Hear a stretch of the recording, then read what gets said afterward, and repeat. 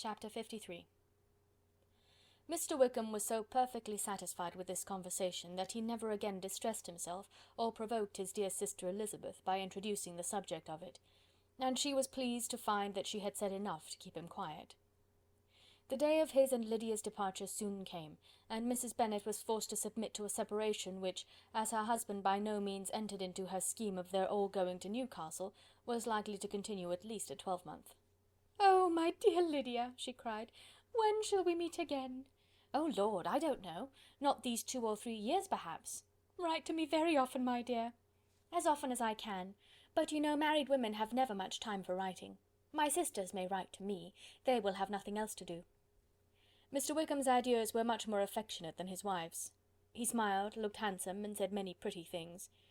"He is as fine a fellow," said Mr. Bennet, as soon as they were out of the house, "as ever I saw. He simpers and smirks and makes love to us all. I am prodigiously proud of him. I defy even Sir William Lucas himself to produce a more valuable son-in-law." The loss of her daughter made Mrs. Bennet very dull for several days. "I often think," said she, "that there is nothing so bad as parting with one's friends. One seems so forlorn without them." "This is the consequence, you see, madam, of marrying a daughter," said Elizabeth. "It must make you better satisfied that your other 4 are single." "It is no such thing. Lydia does not leave me because she is married, but only because our husband's regiment happens to be so far off.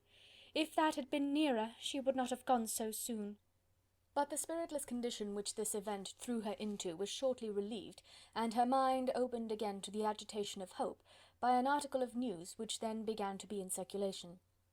The housekeeper at Netherfield had received orders to prepare for the arrival of her master, who was coming down in a day or two, to shoot there for several weeks. Mrs. Bennet was quite in the fidgets. She looked at Jane and smiled and shook her head by turns. "Well, well, and so Mr. Bingley is coming down, sister," for Mrs. Phillips first brought her the news. "Well, so much the better. Not that I care about it, though. He is nothing to us, you know, and I am sure I never want to see him again. But, however, he is very welcome to come to Netherfield if he likes it, and who knows what may happen? But that is nothing to us. You know, sister, we agreed long ago never to mention a word about it. And so, is it quite certain he is coming?" "You may depend on it," replied the other, "for Mrs. Nicholls was in Meryton last night. I saw her passing by, and went out myself on purpose to know the truth of it, and she told me that it was certain true. He comes down on Thursday at the latest, very likely on Wednesday. She was going to the butcher's, she told me, on purpose to order in some meat on Wednesday, and she has got 3 couple of ducks, just fit to be killed." Miss Bennet had not been able to hear of his coming without changing colour. It was many months since she had mentioned his name to Elizabeth, but now, as soon as they were alone together, she said, "I saw you look at me to-day, Lizzy, when my aunt told us of the present report, and I know I appeared distressed, but don't imagine it was from any silly cause. I was only confused for the moment, because I felt I should be looked at. I do assure you that the news does not affect me either with pleasure or pain. I am glad of one thing, that he comes alone, because we shall see less of him. Not that I am afraid of myself, but I dread other people's remarks." Elizabeth did not know what to make of it. Had she not seen him in Derbyshire, she might have supposed him capable of coming there with no other view than what was acknowledged, but she still thought him partial to Jane, and she wavered as to the greater probability of his coming there with his friend's permission, or being bold enough to come without it. "Yet it is hard," she sometimes thought, "that this poor man cannot come to a house which he has legally hired without raising all this speculation. I will leave him to himself." In spite of what her sister declared, and really believed to be her feelings in the expectation of his arrival, Elizabeth could easily perceive that her spirits were affected by it. They were more disturbed, more unequal, than she had often seen them. The subject which had been so warmly canvassed between their parents about a twelvemonth ago, was now brought forward again. "As soon as ever Mr. Bingley comes, my dear," said Mrs. Bennet, "you will wait on him, of course." "No, no. You forced me into visiting him last year, and promised, if I went to see him, he should marry one of my daughters, but it ended in nothing, and I will not be sent on a fool's errand again." His wife represented to him how absolutely necessary such an attention would be from all the neighbouring gentlemen, on his returning to Netherfield. "'Tis an etiquette I despise," said he. "If he wants our society, let him seek it. He knows where we live. I will not spend my hours in running after my neighbours every time they go away and come back again." "Well, all I know is, that it will be abominably rude if you do not wait on him." But, however, that shan't prevent my asking him to dine here. I am determined. We must have Mrs. Long and the Gouldings soon.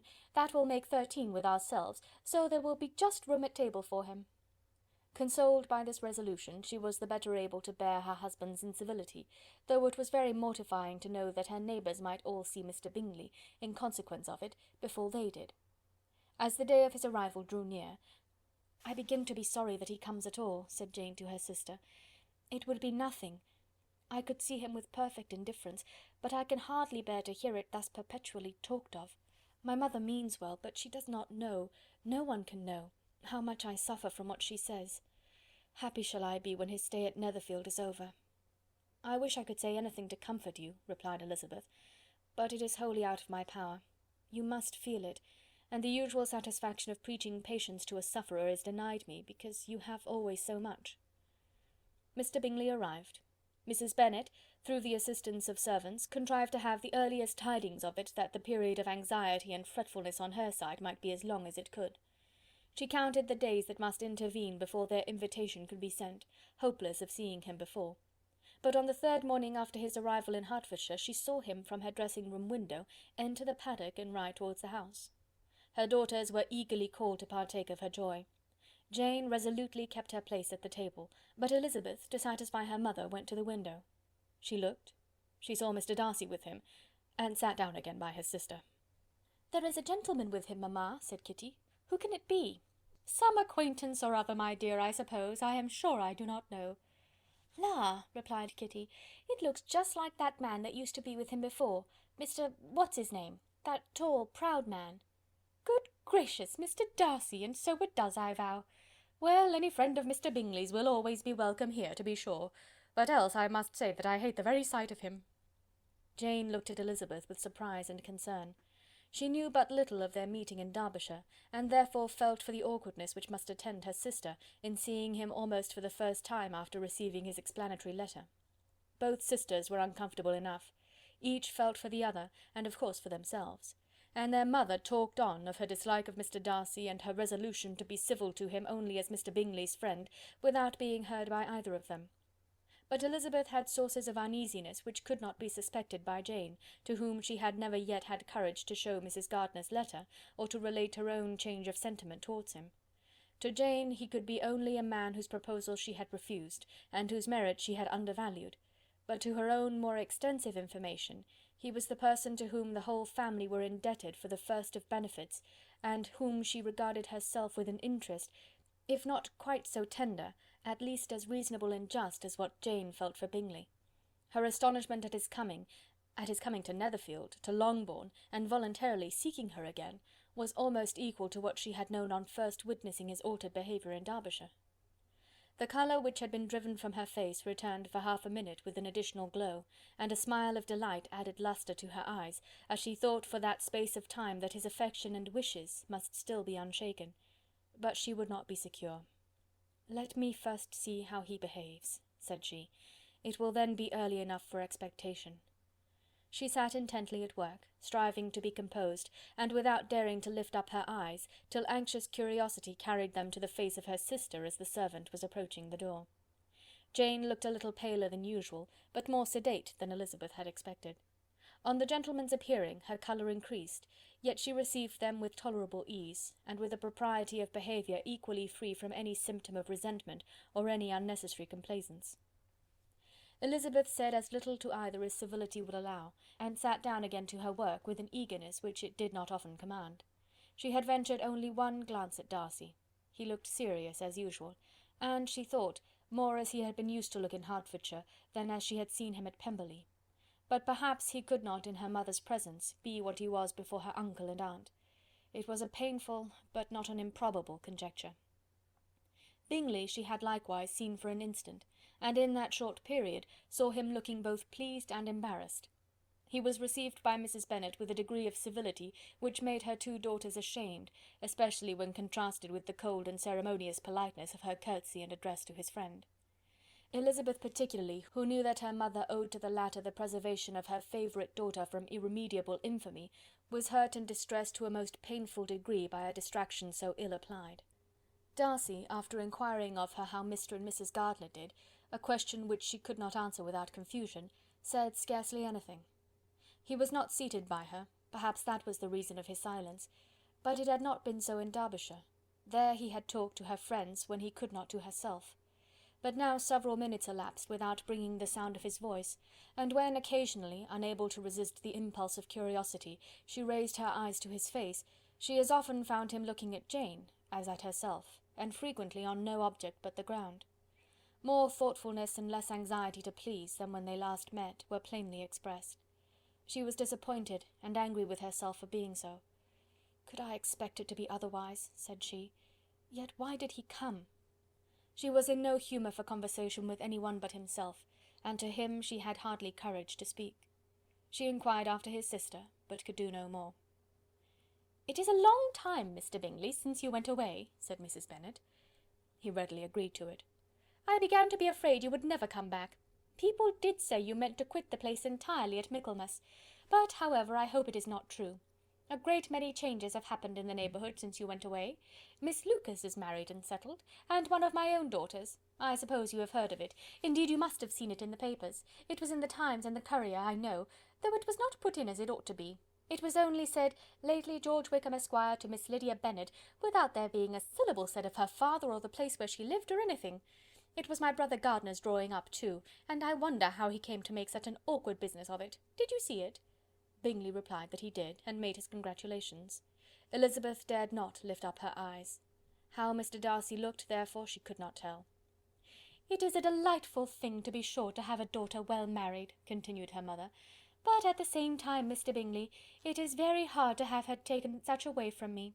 They are gone down to Newcastle, a place quite northward it seems, and there they are to stay I do not know how long. His regiment is there, for I suppose you have heard of his leaving the shire, and of his being gone into the regulars.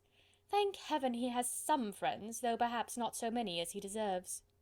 Elizabeth, who knew this to be levelled at Mr. Darcy, was in such a misery of shame that she could hardly keep her seat. It drew from her, however, the exertion of speaking, which nothing else had so effectually done before, and she asked Bingley whether he meant to make any stay in the country at present. A few weeks, he believed. "When you have killed all your own birds, Mr. Bingley," said her mother, "I beg you will come here and shoot as many as you please on Mr. Bennet's manor. I am sure he will be vastly happy to oblige you, and will save all the best of the coveys for you." Elizabeth's misery increased, at such unnecessary, such officious attention. Were the same fair prospect to arise at present as had flattered them a year ago, everything, she was persuaded, would be hastening to the same vexatious conclusion. At that instant she felt that years of happiness could not make Jane or herself amends for moments of such painful confusion. "The first wish of my heart," said she to herself, "is never more to be in company with either of them. Their society can afford no pleasure that will atone for such wretchedness as this. Let me never see either one or the other again." Yet the misery for which years of happiness were to offer no compensation, received soon afterwards material relief from observing how much the beauty of her sister rekindled the admiration of her former lover. When first he came in, he had spoken to her but little, but every 5 minutes seemed to be giving her more of his attention. He found her as handsome as she had been last year, as good-natured and as unaffected, though not quite so chatty. Jane was anxious that no difference should be perceived in her at all, and was really persuaded that she talked as much as ever, but her mind was so busily engaged that she did not always know when she was silent. When the gentlemen rose to go away, Mrs. Bennet was mindful of her intended civility, and they were invited and engaged to dine at Longbourn in a few days' time.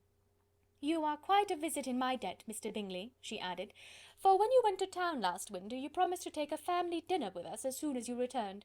I have not forgot, you see, and I assure you I was very much disappointed that you did not come back and keep your engagement." Bingley looked a little silly at this reflection, and said something of his concern at having been prevented by business. They then went away. Mrs. Bennet had been strongly inclined to ask them to stay and dine there that day, but, though she always kept a very good table, she did not think anything less than 2 courses could be good enough for a man on whom she had such anxious designs, or satisfy the appetite and pride of one who had 10,000 a year. Chapter 53.